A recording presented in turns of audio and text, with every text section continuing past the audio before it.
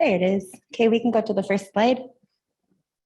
So the first round of funding made available to tribes was under the Coronavirus Aid, Relief, and Economic Security Act, or the CARES Act. Tribes had to apply in a portal designed by the United States Treasury, and the funding was received directly from them with separate allocations under the CARES Act provided through the Bureau of Indian Affairs. Can you go to the first slide? The next slide, sorry. Funds were distributed to tribes for direct medical expenses, COVID-related 19, sanitation improvement projects, community safety, temporary quarantine, emergency family assistance. Funding came with restrictions and unallowable costs that included distributions to all tribally enrolled members, expenses that were already budgeted for, such as the tribe received a grant to purchase a new vehicle for patient transport, and employee bonuses. Next slide. So the next pot of funding was the American Rescue Plan Act, or the ARPA funding, and tribes received a total of $31 billion in funding. $20 billion of that funding, of that $20 billion, $1 billion was divided equally amongst all 574 federally recognized tribes, with a minimum of $1.7 million going to each tribe. $12.35 billion was distributed based on tribal enrollment as self-certified by the tribes to the BIA in April of 2021, with the final portion of the $6.65 billion being distributed based on employee numbers for tribes in 2019. To gain access to the funds, tribes had to submit their information to the Treasury in the portal system, which I'm sure many of you learned was a pain because it wanted us to do a facial recognition. So we had a number of tribes come into the Fairbanks office to get assistance with that. Direct and indirect needs is related to COVID. Uses still have to relate to COVID under this funding.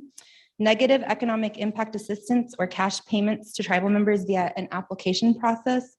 Infrastructure projects, water and sewer, and broadband were all allowable under this funding. A second portion of the funding was awarded through the BIA for aid to tribal government and law enforcement funds.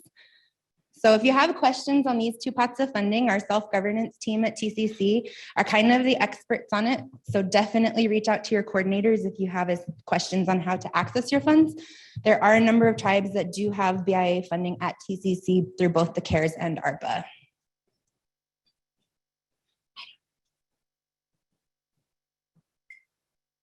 Oh. Sorry, they gave me this cool little gadget to use. So TCC, self-governance, and other staff and tribal development helped tribes with technical assistance for this funding. You guys received a lot of money over the past couple years to prevent, prepare for, and respond to the COVID-19 pandemic. There were many questions on the funding guidelines and what tribes could spend it on, best practices for bookkeeping, budgeting, and requests for assistance on templates. To assist tribes, TCC hosted calls with Sonoskian chambers to review the funding tribes were receiving, the intent of the funding, and to answer questions tribes had regarding using their funding. TCC's Village Bookkeeping Program offered training to bookkeepers on classifying their funds in QuickBooks, setting up accounts with banks, tribal fixed assets, funding reporting guidelines, and how to tell if you need an audit. Self-governance worked with legal to design templates for applications for assistance for tribal members, resolutions outlining tribal uses of funding at the request of our tribes, and assisted with processing tribal reimbursements from their BIA COVID funds housed at TCC.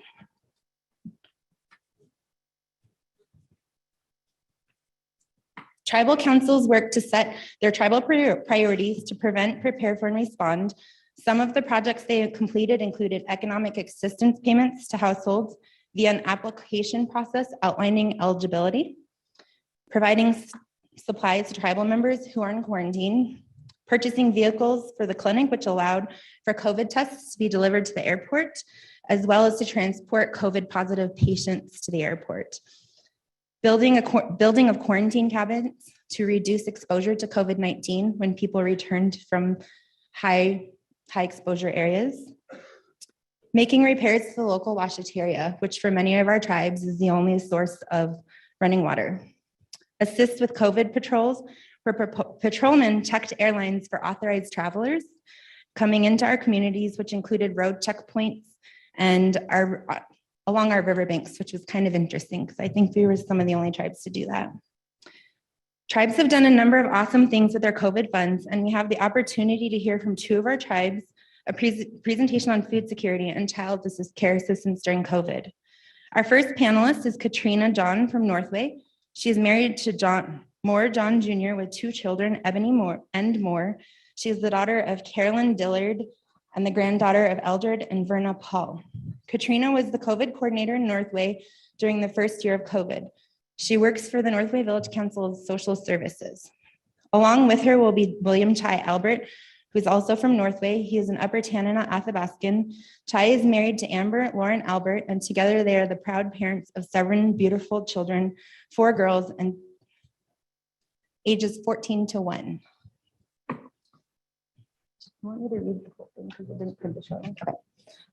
So if we can give them a warm welcome as they make their way, as they share their stories. Thank you.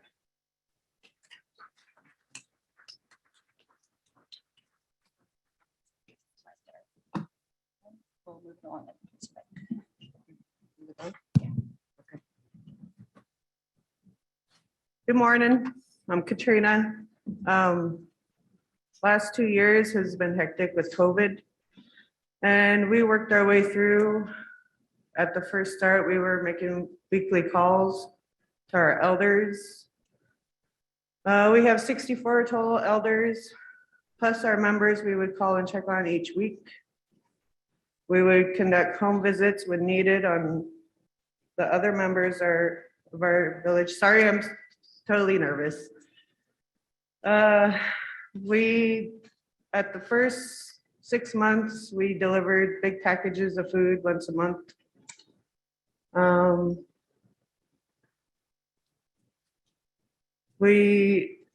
There was 3 girls that we would go weekly shopping in Toke.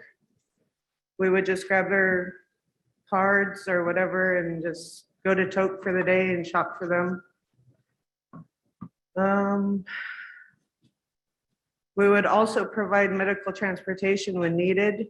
We purchased a transit van for those ones that had medical needs.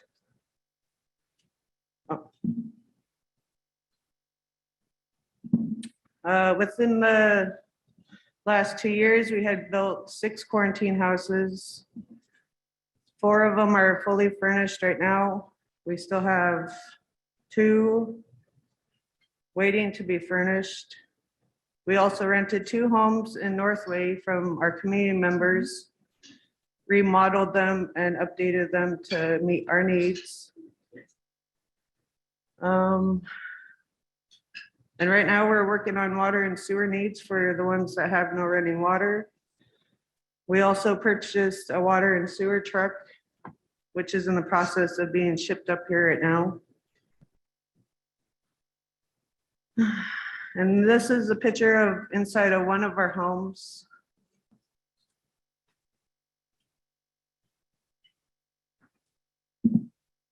Most of our ordering came through our local store to keep their business open during the pandemic, during the big shutdown.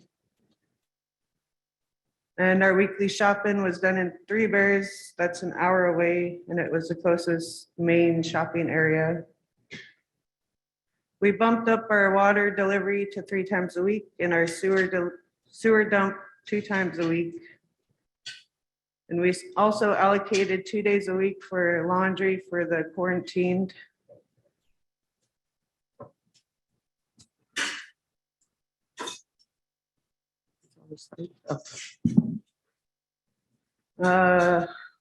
With our funding, we purchased a transit van for medical needs. We're in the process of purchasing land for the new homes that have been built. We still keep up on our cleaning supplies. We order care package items, mainly medicine, activities for the kids and adults while they're in quarantine, and our water and sewer trucks that are being hauled up here now. Did you want to talk?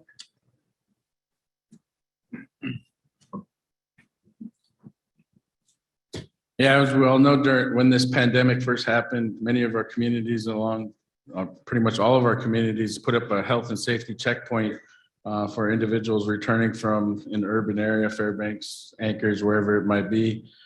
And the problem with that living on the highway and having a highway that's serviced by the Department of Transportation, we were challenged by the state of Alaska. The Alaska State Troopers came down and they tried to tell us to take down our checkpoint, take down our roadblock. And it was Sergeant Bitts from the tow department down there. And I happened to be working at the checkpoint that afternoon. And the whole community was aware that the trooper was coming down and he was going to be trying to shut us down. So the community all went down to the community hall and they were waiting. And I was right at the junction at the highway. And he was telling me to tear it down. And I looked him right in his eye and I said, "This is where your government meets my government. So my whole village is waiting for you down there right now. So you can go down there and go talk to everybody."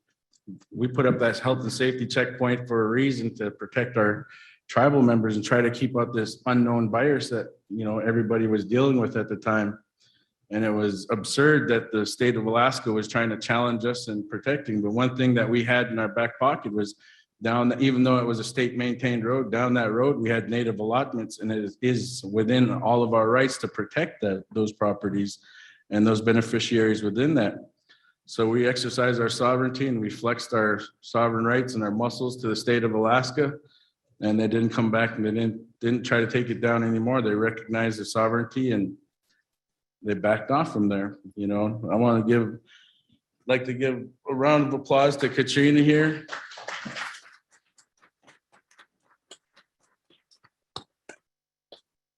Katrina's been an awesome employee for us.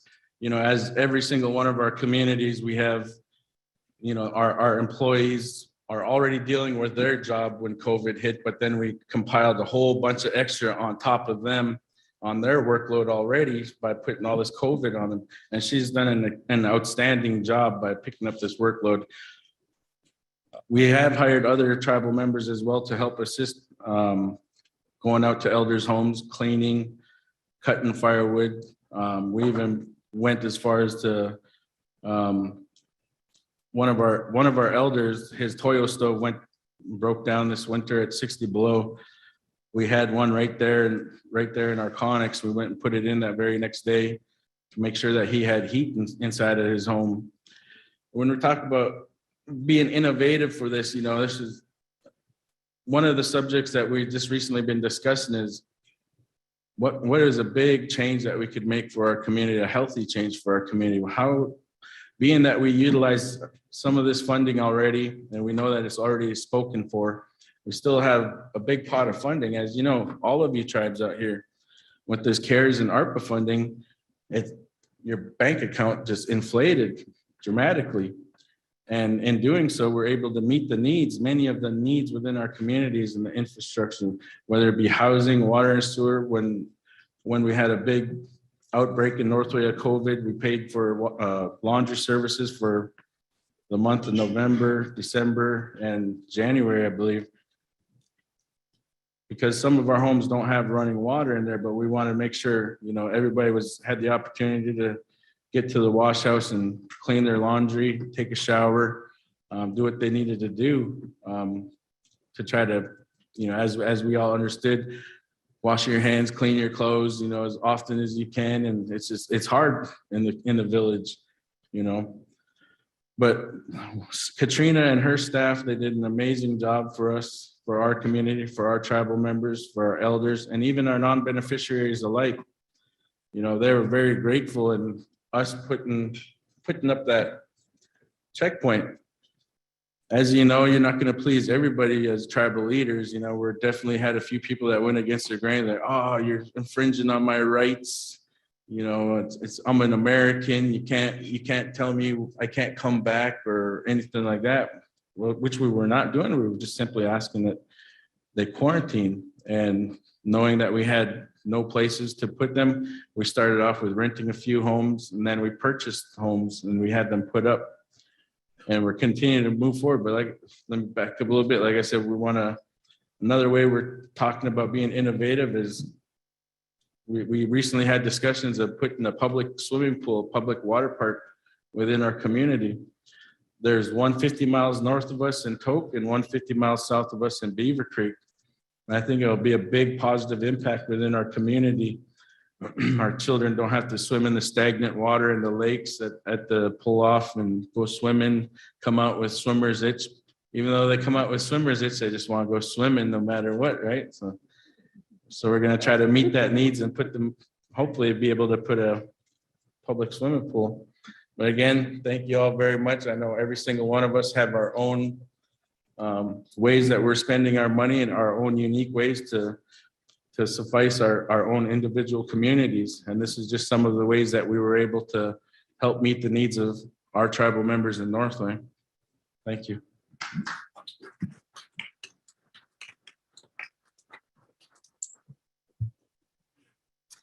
Our next panelist is Antoinette Tony Wheel. She's from Rampart, Alaska, and is a small business owner of Tribal Solutions.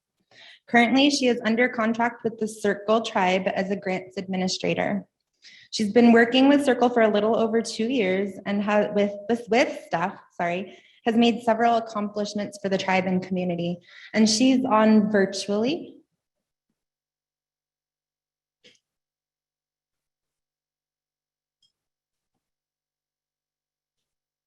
Are you there, Tony?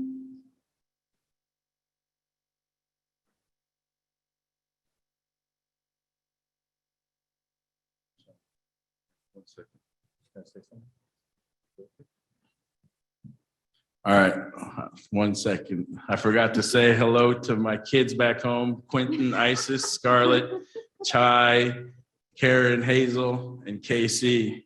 Daddy loves you and will be home later on this week.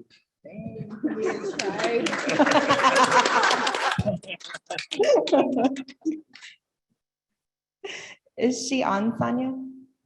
Okay. Good morning. You might need to press Good star morning, six to Mrs. unmute, Tony. There you are. Hi. I'm not alone.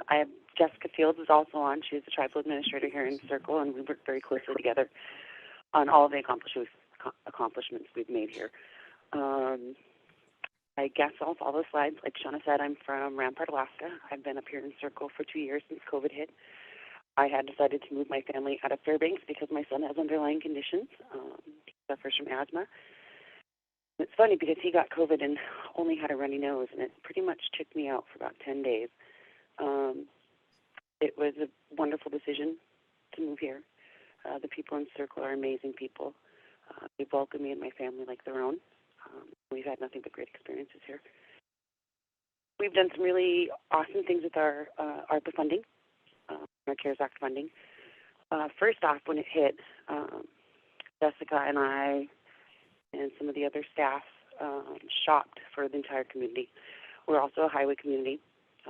We did get a lot of pushback from the state of Alaska DOT on closing our road. But we thought of different ways to keep the people in the community and have them not travel back and forth so much to lessen risk. We did shopping for everyone, food shopping, cleaning supply shopping. Got everyone a little water haul system so that they'd have water at home and wouldn't be using the laundromat too much. We shut that down for a little while. A lot of quarantining. But if I go through the slides, the infrastructure that we've created so far, we received a CDC grant that I had written to purchase buildings that they hadn't had. What was going on here in Circle was the tribe was renting from the corporation, Donja Anlai, and I probably chopped that up. I'm horrible with the Gwich'in language, but I'm trying. We purchased the council office, the community hall, and the garage. Also a quarantine home and adjoining property so we could build more cabins. We ordered 6 cabin kits. Thankfully, we saw that housing was going to be an issue as well as quarantining. So we were one of the first communities that were able to order the kits.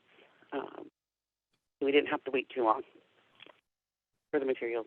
If anybody that works anywhere right now, the supply chain is really slow. So that's been a big hurdle for a lot of people.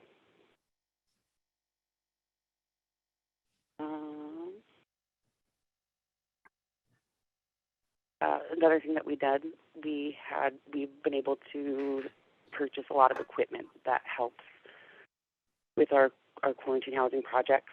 We've gotten 2 end dumps, grader. We purchased a grader, a Kubota with 6 different attachments to build the pads for the houses, boom, vehicles for COVID transport. At the beginning, we were having to transport people in our personal vehicles, so we did that. We purchased an ambulance.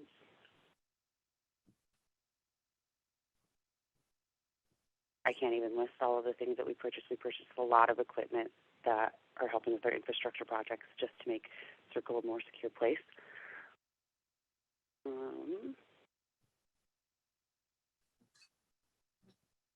The other thing that we were able to purchase for the community was commercial-sized washers and dryers. The laundromat here in Circle it's pretty old. Thankfully, we just got approved for a $3.2 million project to revamp it. But we were able to purchase the commercial washers and dryers so that people were able to at least sanitize what they needed. There are only 2 showers, and it serves probably about 85 people in the community. So that was a big issue. But that's going to be, I believe the project will start out in 2023 or 2024. We just had a design meeting about that.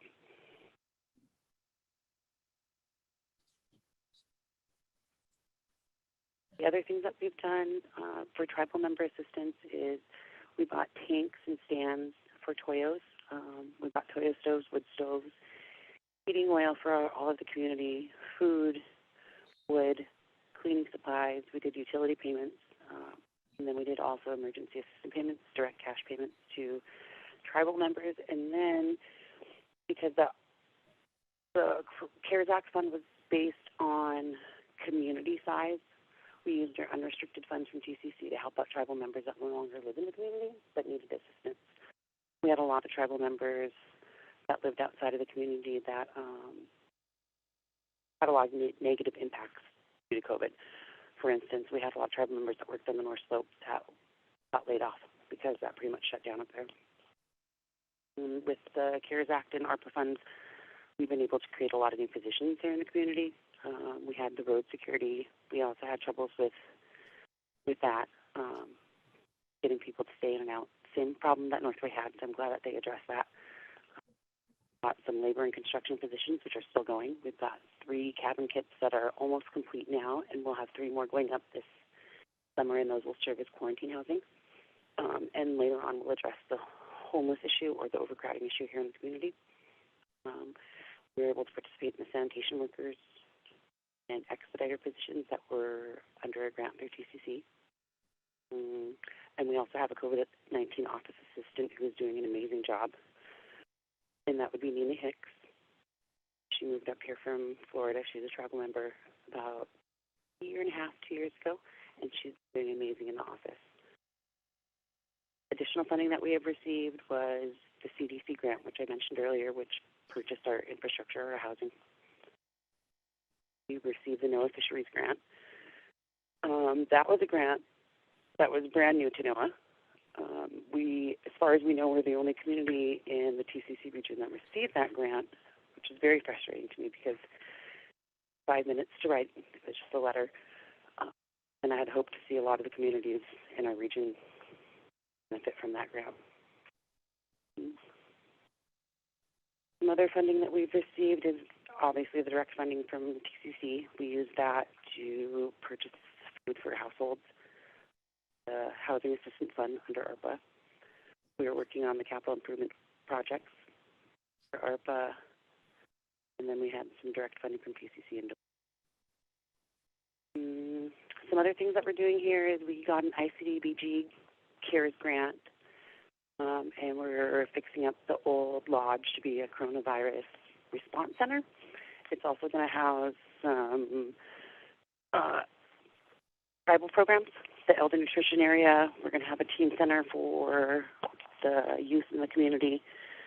There will be a workout room, our offices, a meeting area, and a safe house for people that are experiencing domestic violence or need somewhere safe to be.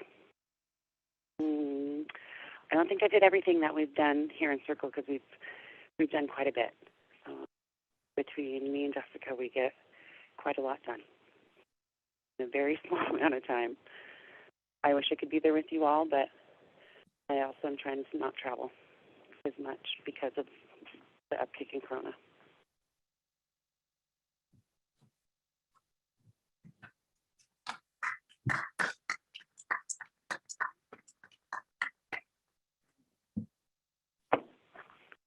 Thank you, Shawna, I think Tony. that's about it, unless anybody has any questions. We will open it for questions for the panel at the end. Thank you, Tony. So our next panelist is Eva Dawn Burke. She is the daughter of James Dim and Joy Burke, and the granddaughter of Lina Olin, Evie Burke, and William Burke Jr. on her father's side, and Barbara Roberts on her mother's side. She is an enrolled member of the Nenana Native Village and is vice chair on the lands and shareholder committees of Tagatili Corporation. Eva Dawn is a graduate research assistant for both the Alaska Center for Climate Assessment and Policy and College of Rural and Community Development at UAF. Her research focuses on healing through food and culture by revitalizing local food systems using traditional Danake Athabascan practices and incorporating sustainable agriculture. Eva Dawn is a community engagement consultant focusing on science, communication, education, outreach, workforce development, and training. You can stay there. Come here. This slide needs to.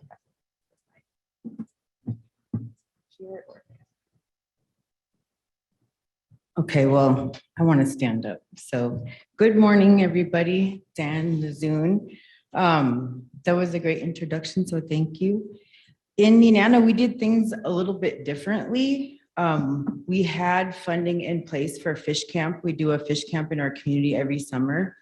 But for some of the food work that we're doing, we had multiple donors. So that was awesome. I partnered with Calypso Farm. I was sponsored by the Alaska Center for Climate Assessment and Policy. We have in-kind contributions by Native Movement, grants from Mission Fund, and then I was an MIT Solve Fellow. So I had to go and hustle all these pots of money together to do stuff. But now we're trying to use our COVID funding in Nenana to kind of propel this work to the next step. And, oh, they didn't have my slide. Okay. So in my research, I realized a few things, especially about food security. You can't have food security unless you have food sovereignty. And that means food sovereignty is the ability to manage your own fish and wildlife, and also to manage the lands and waters that support that fish and wildlife. And so it was really funny because I was sitting in the sauna with Anna Frank, and she said, you better go to Board a Game and talk to them about this. So I did. And as you can see in these pictures, when you go in to do testimony, it's like you're going to court. So I always feel like, well, if they have all these people then in there, then we need a lot of paper and we need legal services too, because that's what the guys have here in Fairbanks that meet weekly that want to go trap, hunt, and fish on the lands that we've traditionally used. And I can tell you from living in the road system in Nenana that we know our fishing is messed up, but I can also tell you the trapping and hunting, we have a lot less animals. You see a lot less tracks because of overuse. So I'm a big proponent of not building roads.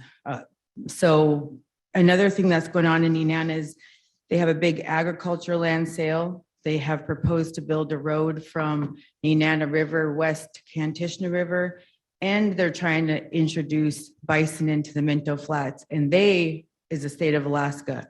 So I use this tool, ADNR, Alaska Department of Natural Resources mapper. I suggest you go on there and start looking at the land sales that are proposed on our lands. In Minto and Nenana, we'll never have a rural preference because we are surrounded by state lands.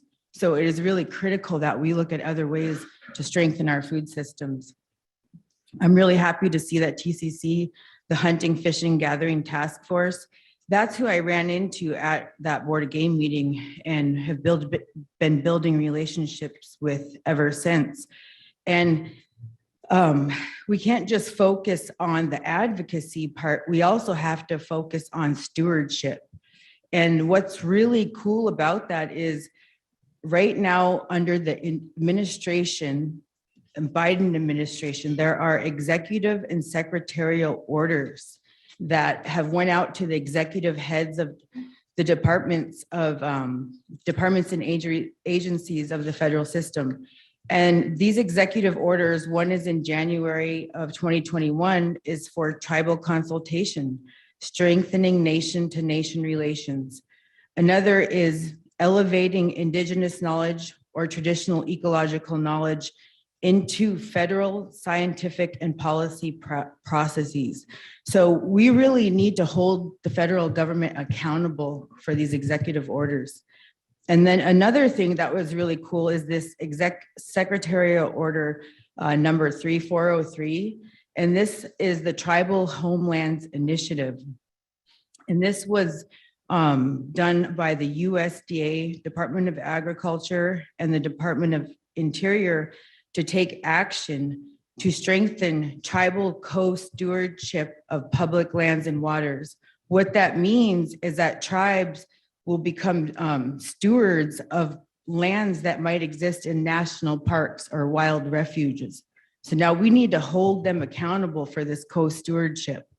And the reason they're doing that is because we're a sovereign nation and they need to uphold their trust responsibility, which includes protecting the treaty, religious, subsistence, and cultural interests of federally recognized tribes. So that's a lot of stuff, but we really need to do that. And then I wanted to touch base on the next slide. This is Tyonek. And what Tyonek did is they realized they weren't getting salmon and moose in their area. So they decided to do something about that. And they also decided to adapt with agriculture. And another pull for the hunting fishing task force is these harvest tickets are data. So we need to be filling them out. And if we don't get anything, say that. We need to flood their system and saying, we are not getting our subsistence needs met. We have to fight these issues with data. So we really need people to do harvest tickets. That's a huge thing. So I think tribal conservation districts are a great tool. This is something that Don Charlie, he's been talking about for many years, because Indigenous people have a relationship with place. And when I started traveling around and talking to people, I realized that individuals and families, they were already working to keep their traditions alive. They were already working to be food secure.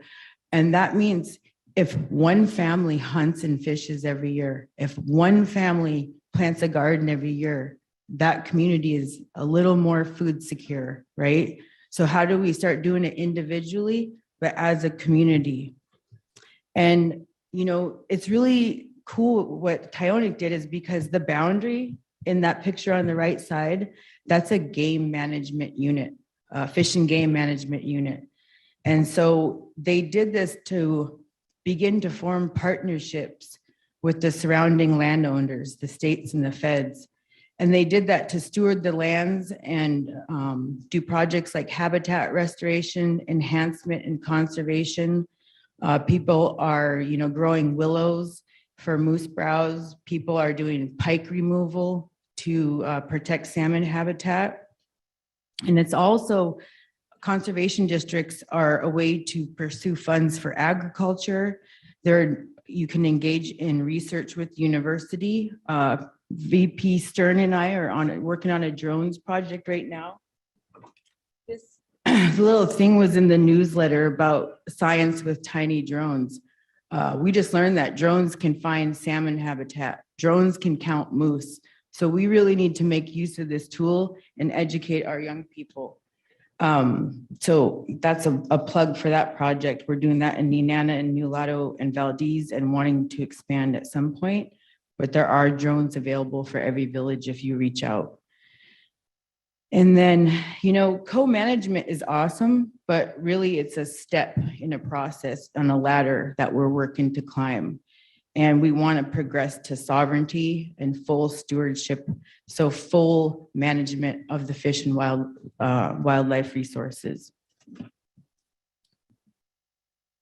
So what can we just do at our community level, right? A lot of us know that things are out of our hands with politics and economics. We're having an ecosystem collapse in the Bering Sea, but what can we do at home to keep things going, you know? In this picture, these two events are happening at the same time. We're planting seeds at Calypso and we're beaver trapping. And that's like supposed to be happening like right about right now.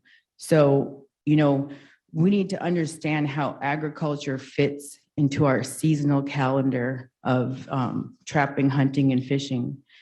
And I always say, and what we're doing in Tanana is we're just practicing. So in order to practice food production, processing, and preserving, we need to build these community spaces. And we need to use these community spaces and hold gatherings. And, you know, the forming collaborative partnerships, just by winning a contest and getting on this news story, we got all kinds of people reaching out to me like, hey, how can we support your work? How can we fund you? So that's really cool, you know, that people are taking an interest in our village of Tanana, across the nation and across the world. So that's really something special. And, you know, one of the main factors of food insecurity is loss of traditional knowledge. And we need to get back out on the land. That is the healing that we need. And I can say that from firsthand perspective. Many of you in here know me, know my story. And the reason that I've been able to go from a bad place to where I'm at today is by going to fish camp with Miss Sylvia Pitka and her family, Ronnie Gossel and his family, and my mom and my family.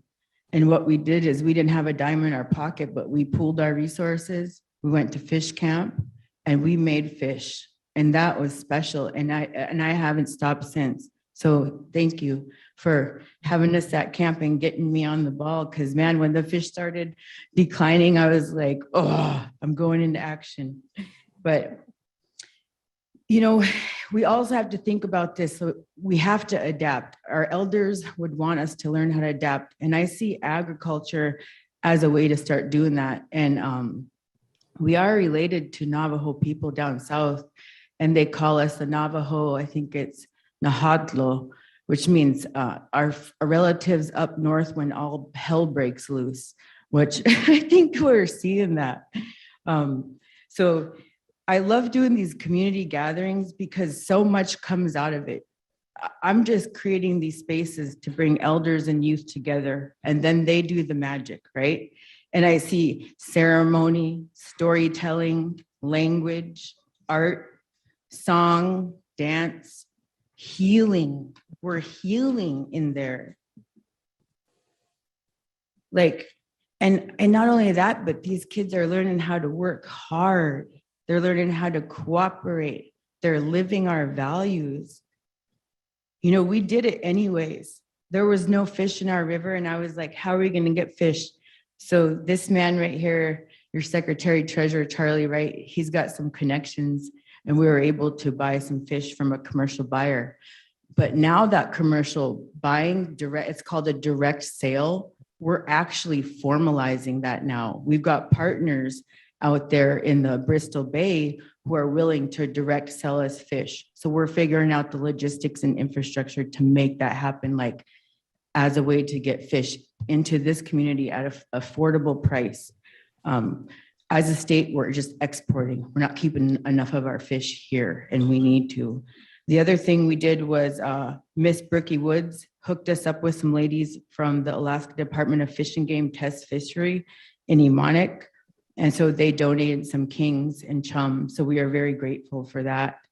And we processed the salmon. We did all the traditional cutting, brining, smoking, jarring. We had sessions on language, birch bark basket making, beading, skin sewing, higher education, agriculture and farming, and we did other native food recipes too. And as far as like thinking about numbers and workforce development, we had about 20 students in the camp, but I would say all 40 of us were part of that camp. My age people, and Anna Frank says we need elders camp. That's real. Like, I was like, I need more time with the elders. And we need to make these gatherings not just this one part of the year, but all the time. You know what I mean? We need it all the time. And we had a staff of about 10 youth, ages 20 and younger, as part of our summer youth employment program. And these youth were hustlers.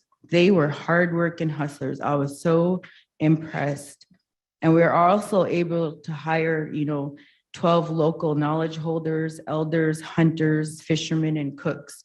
Yes, these are part-time seasonal jobs, but I can guarantee you any one of us in here gets extra $1,000, we're pretty happy, right?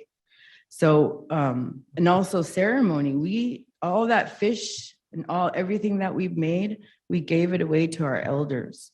So we finished our week with a ceremony of potlatch, singing and dancing, storytelling, and giving our gift giveaway.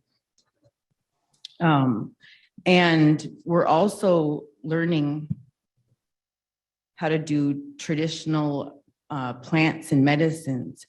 And this is like a group activity across the state. There's all kinds of different cool plants and medicines in every region. And I was lucky to go to Ketchikan and be part of the Kayani sisters, where we held a plant symposium. And, making spruce pitch salve, we did include that at our camp. We did do a field trip up to Calypso, and it was we had 40 people at Calypso. It was so funny. Dr. Jessica Black, we were like, oh my God. And Charlie was there. We were just like trying to keep everything coordinated, but we did it, and we had an awesome day. And I asked the kids, do you guys want to build something like this? Do you guys want to see this in Nenana? And every one of them was like, yes, yes, yes, let's do it. So there's like thinking about workforce development and economy. And I just got like 2 more slides now. I told you I talk, but you need to hear this. Okay. When we're thinking about economy and workforce development, we need to remember the socio-economic impacts of industries like oil, gas, and mining. They do have impacts on us. They are boom and bust industries. Those resources take thousands and thousands and thousands of years to regenerate. Even the water for agriculture in the States, they're literally having a water drought issue. It's really crazy. And when they're trying to bring agriculture into Nenana, I'm like, don't bring those techniques because they've failed. So we need to learn the ones that work.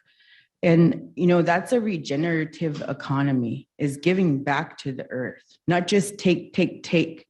When you build soil, you don't just get to use that soil right away. You got to build it up over years to make it strong so it'll produce for you. And you don't overuse it. You regenerate it. And so to me, that's love, like love for the land, love for the plants and animals, love for one another, taking care of one another, and that way we live in relationship. That's traditionally how we did it. That's true connection to each other, true connection to the lands and waters, true love, Chugwitsin, and I think about sharing wealth, in our homeless issue in Fairbanks, but do we have that homeless issue in our villages? I don't think so, because we take care of our people, right? So I think we have these corporations, and I look at scholarship numbers, and I look at bonuses of some of these people, and I think, gee, they sure could give back a little more. So both at the individual and organizational level, that's a big ask for corporations. Give back a little more, invest in your communities, because that's why you have a corporation, and that's why you have lands. This final slide, this hide stuff has been such a healing thing. And when we're talking about salmon and moose, there are things that are more abundant. Beaver is one of them. And beaver, we're not trapping them the way that we used to. And in the lower 48, they're actually putting beaver back where dams used to be to create wetlands, to create salmon habitat. The beaver is the engineer of the forest, right? But there's also an abundance of them, so we can kind of trap them and help stabilize populations. But realizing the habitat that they make and taking care of that.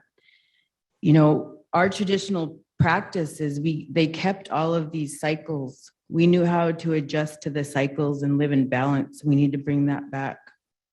And then talking a little bit more about the work at Calypso, you know, we started tanning hides. It was just as an invitation over in Chisachina with Jessica Denny, who is the daughter of Agnes Denny. Agnes Denny is with one of our people, Jerry Woods. So it's like we're all connected. And over there, they told me as Headwaters people that all that dip netting in their river is affecting them at the top. So sport and personal use fishing, it affects people. So one thing I've learned from Calypso is like, you're not gonna make, like I'm thinking about this as a business, right? Workforce development. We're not gonna make tons of money selling vegetables, but we have value added products, right? We can do cultural demonstrations.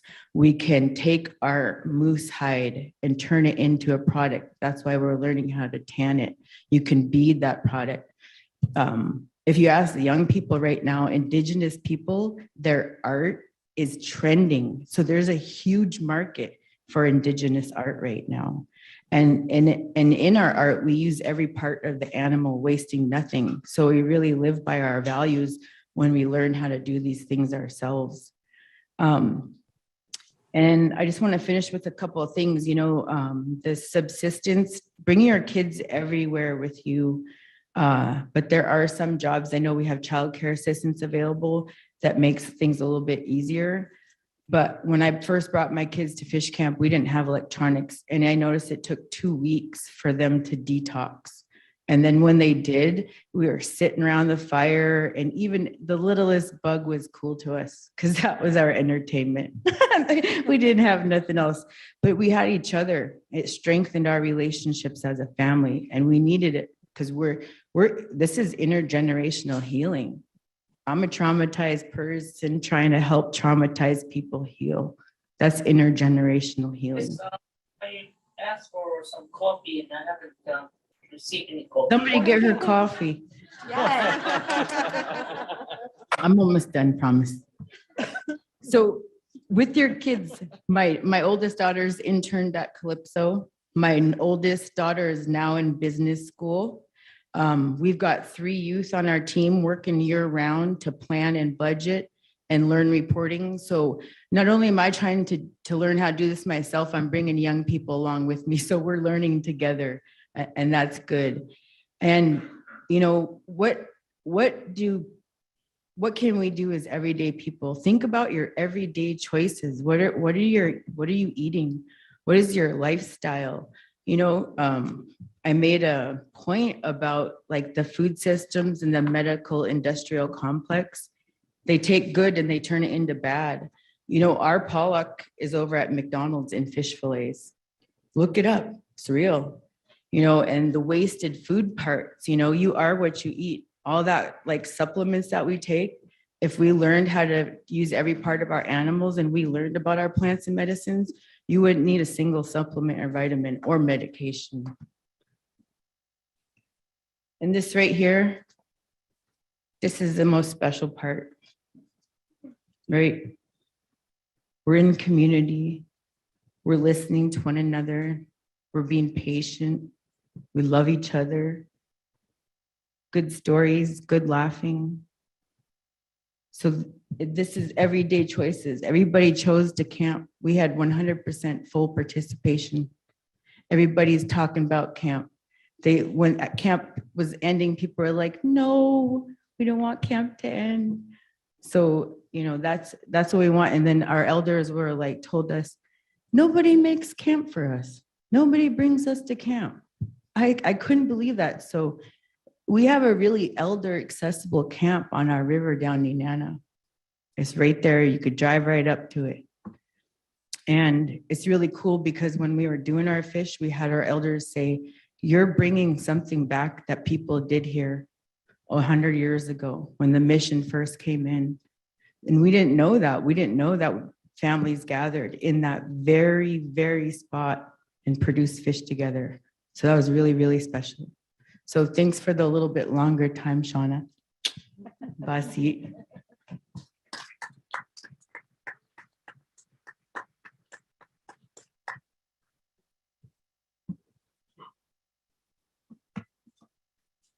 So if you have any questions, there's her contact information. Our next panelist is Angela Martinez. She is the Child Care Coordinator for Child Care Assistance Program here at TCC. She has been with TCC for 1.5 years, and prior to that, she worked with the state of Alaska's Child Care Assistance Program for 10 years. Along with her is Edith Hildebrand. Edith is originally from Kaikuk, Alaska. She's married to my dad, Daryl. She received her bachelor's degree in business management in 1989 and her master's in rural development in 2005. After 15 years in school finance and human resource fields, she came back to TCC and is currently the workforce support manager overseeing ASAP, energy assistance, and child care services.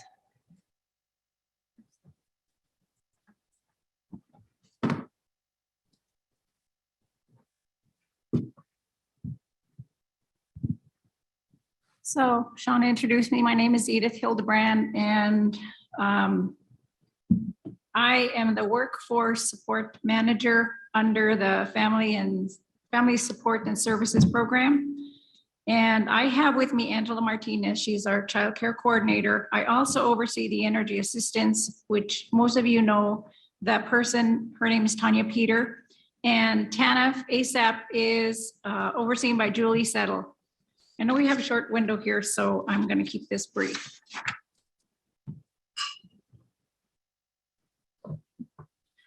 To explain how we're spending our COVID funds, I first need to explain our program. TCC's childcare is one of 12 supportive services provided within the PL 102477 plan. Under the plan, childcare's intention is to provide quality childcare for tribal members in the TCC region. We are mandated to follow strict federal guidelines. However, we've been able to successfully get providers out in our villages who are willing to meet the requirements of our program. The childcare staff includes, as I mentioned, Angela, and we have 2 eligibility specialists, Melissa Torres and Noel Turley. And as you can see here, childcare assistance reimburses childcare providers serving children of eligible low-income families who are primarily working or seeking work, attending school and training.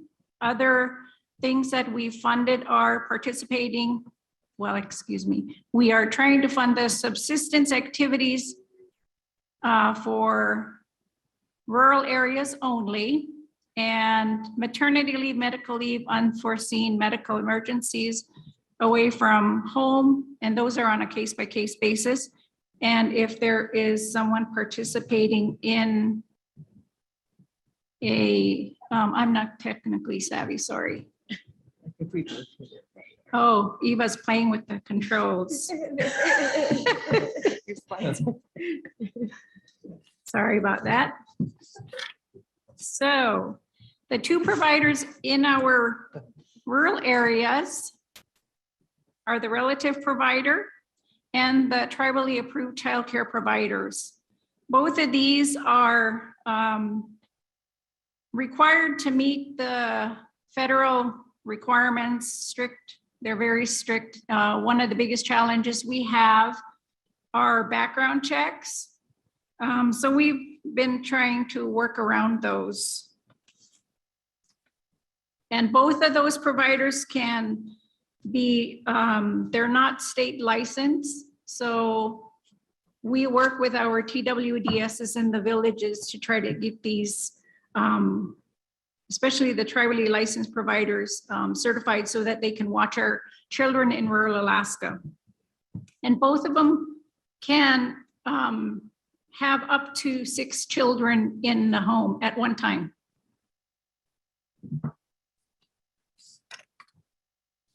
And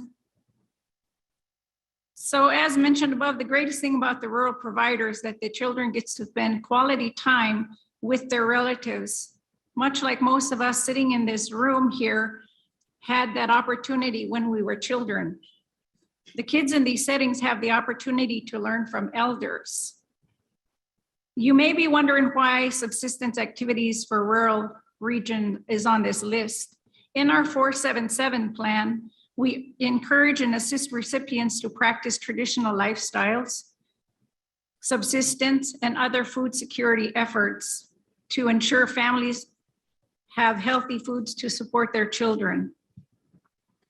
And we wrote 50% supplemental into our 21 to 23 plan, which we are doing right now. And that's to offset the cost of living, which is much higher in rural Alaska. And the caretakers that are working in rural Alaska are able to contribute to the village economy. And for parents,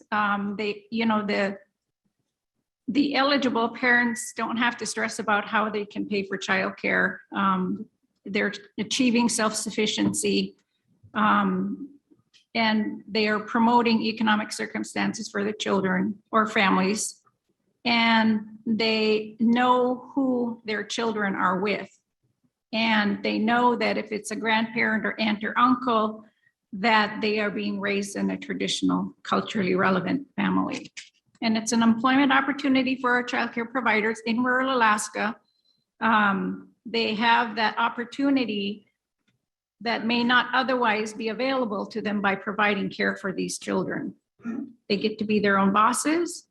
And like I mentioned earlier, they get a 50% supplemental. So a person that ideally would make $1,000 in with the supplemental, they're able to make up to $1,500. So above, sorry, gotta get this going. Above shows what where we have rural providers. Overall, we have approximately 40 relative providers in our program, and that includes Fairbanks and North Pole. The number one need for childcare is for people who are working. We have approximately 350 children in our program, or 185 families participating in work, school, or training activities. The range of kids for a relative provider is 1 to 6, basically meaning that one provider is watching 6 kids in our villages. And so how are we promoting childcare in rural Alaska? Many of you probably got emails from me over the past 2 years trying to promote our programs. I've spent some time in some of your tribal meetings. We've sent out reminders, we've sent out posters, we've posted to the newsletter, and we've also recently had our application fillable online, so it's easier for applicants to apply, both providers and people wanting childcare. And we talk to people. The goal of our program is to get our funds out to rural Alaska. It seems like an unreachable goal, and there's some days where I'm just shaking my head because I'd like to see our funds out there, and we're not going to give up. We're going to keep trying. This is what keeps us going forward and pushing the program out to rural Alaska, because I feel that we have a lot of willing grandparents, aunts, uncles that are willing to watch our children. We would like to travel, but because of COVID, unfortunately, that kind of just halted things. So we try to do things from our office. And so if you see an email again from me, please don't hesitate to respond back. We're willing to try as best we can to promote our program.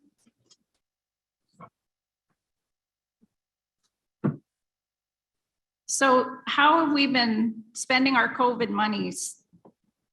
We've waived the copay, which is the portion that the families are responsible for after our childcare program pays their portion. And we started that right off in March 2020 when COVID hit. And this will end September 30th, 2023. We've paid full tuition regardless of attendance if a childcare provider was closed due to COVID. Primarily that first year, that's basically what we did because we needed to keep those childcare services going. And under ARPA and CRSA,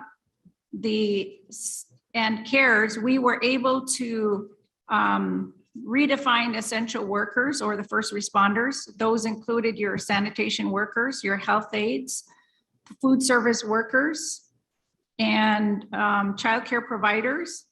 And we enrolled those families regardless of their income so that we could have those people working to fight COVID. We send out surveys to our rural childcare providers to get their input and feedback on their needs and wants to continue providing quality childcare in rural Alaska. We also hired an additional staff member to help speed up the childcare enrollment process. TCC received these funds through the CARES, CRSAs, and ARPA funds to keep the childcare industry going. The rules were basically the same and more mandates were put upon the childcare workers in the fight against COVID. Under CRSA and ARPA, we were, again, as I mentioned, able to include the essential workers and exclude their income. So those that were even over the threshold were able to participate in our program so that your doctors and nurses and your health aides and your food service workers were able to continue working and not having to worry about where they were going to place their kids.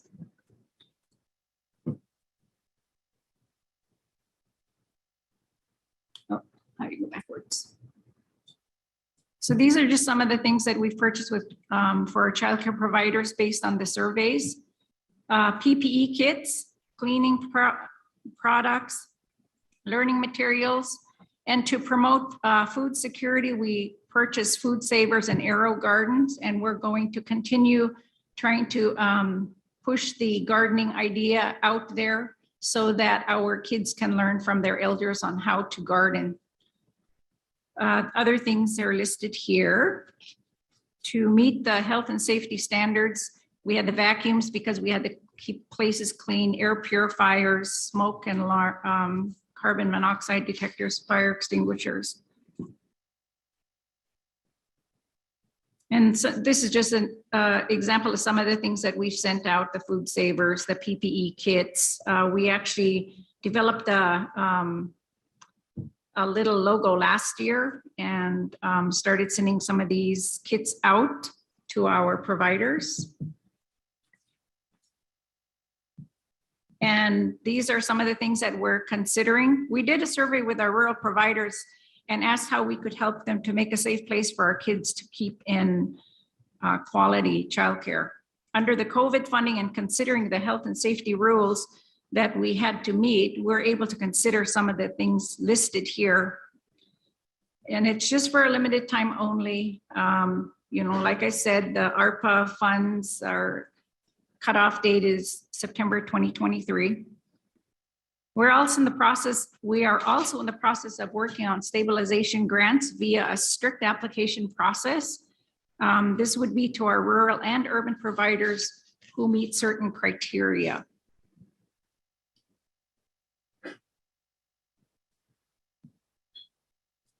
We assisted a community wellness outreach, sending fun kits. I think Beaver had approximately 18 kids in their program and they reached out to us. So we send out fun activities, face masks, items for adults who are participating in their culture camp or their wellness program. We also send out application flyers and business cards so they would know how to reach us in case it enticed anyone to do childcare for us. We also sponsored the 2021 boat trip by sending PPE kits with our logo on it with the group that went out last summer. So our future outreach is to take some field trips to some of our villages, and Angela's coordinating that with Head Start. And there's a job fair over in McGrath that we are looking at attending and trying to figure out when would be the best time for us to go out, and we'll continue reaching out via email. Our last child count was for children under 13 was done in 2019. And we do that every 3 years for the 477 plan. And in the 2019 count, we had 2,400 children. 1,000 of those children were from rural Alaska. We're in the process of doing our 2022 count, and we'll be working on that diligently in the next couple months. The count is a requirement for our program, so we look forward to having you help us in getting that successfully done. 1,000 kids out in rural Alaska, that's 1,000 kids that could be cared for if we got the childcare providers to work with the kids and care for these kids. So this is a significant number.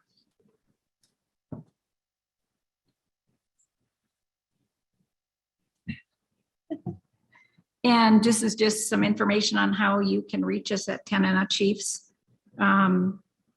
We are on the website under services, and Angela usually is the first person to contact. Email, the easiest thing is childcare@tananachiefs.org. And that concludes our presentation. Anabase.